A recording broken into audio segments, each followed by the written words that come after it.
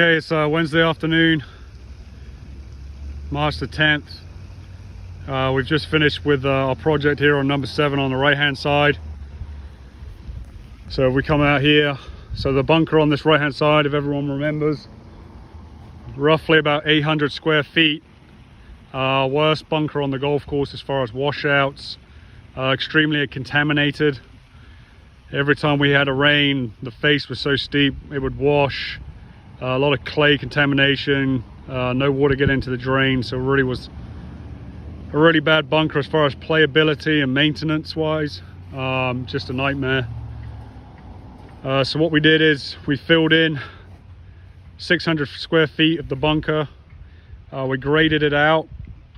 We've sodded that area on this back side, so this sod that's laid right now actually is sloping off kind of behind this area right here. We don't want to grade this slope off and have water running into this bunker.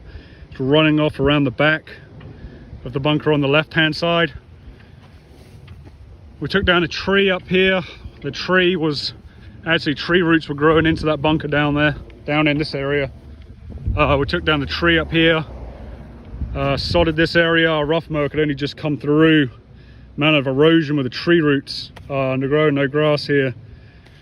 So we came in, we sodded this area. As you come up to here, we get closer to the community association. This area will be wood chips. This was kind of their original bed and kind of made a nice line here, so we'll help them out. Wood chip this, it will look good. So we got rid of the tree.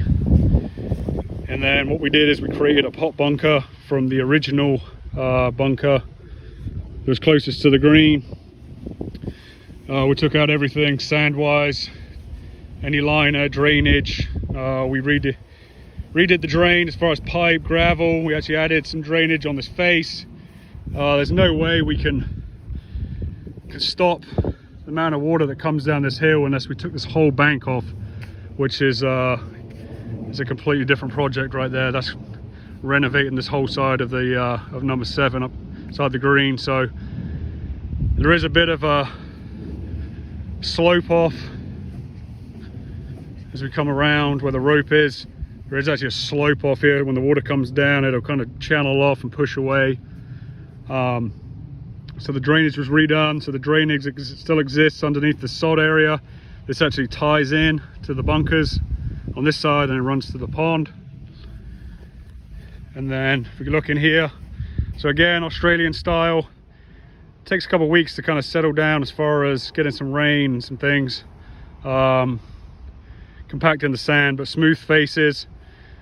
Big ask is please, when you play bunker shots, you walk into the back of the bunker and you walk out of the back of the bunker when you rake. Please don't walk up this face right here onto the green. You'll track sand onto the green.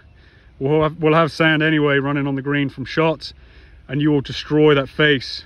Walking up steep faces on bunkers is a nightmare for maintenance, and you know, years of doing it, the bunkers will not last as long. They get trampled. It's just really bad for the bunkers. So always exit at the lowest spot, which is back in this area, and then always exit from the lowest spot, and then you can put your bunker rake nicely on this side instead of the bunker rake being 2 feet from the green. Please, big ask, but again, Australian style, less washout, easier maintenance, less labor. And then water was coming down the hill over here and running onto the green. So what we did is we put a basin in here. We ran a French drain that starts at the end, runs into this basin. This is the lowest spot, so water will catch in here. Subsurface runoff will come into the pipe.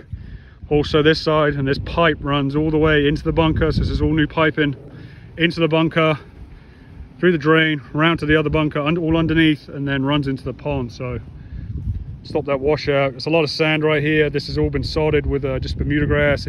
Obviously we're still dormant. Best thing you can do, putting down Bermuda sod, slap as much sand as you can on there. The sand will help knitting, what I call knitting.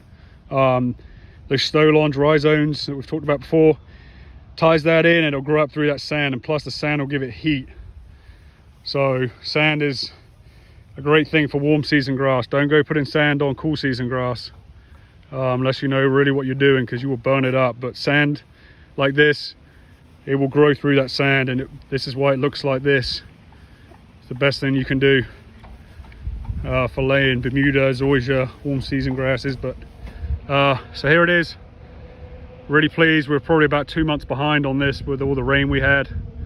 We just couldn't get in here with heavy equipment, but we'll probably save at least 10-15 minutes a day in labor on this bunker. And then also, obviously, you know, easier maintenance. As far as washouts, less washouts.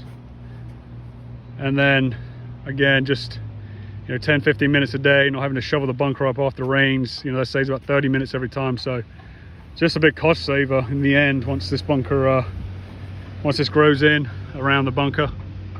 And then we have roped off the sod area up onto that bank, which is ground under repair. So the bunker is playable, no issues. Again, I will ask again, please come in from the low spot, exit from the low spot. It destroys the bunkers coming up, walking up on the faces on any bunker on any golf course. And then the sod will grow in, obviously it's going to warm up into spring, and we'll have this back open and we'll move on to the next bunker.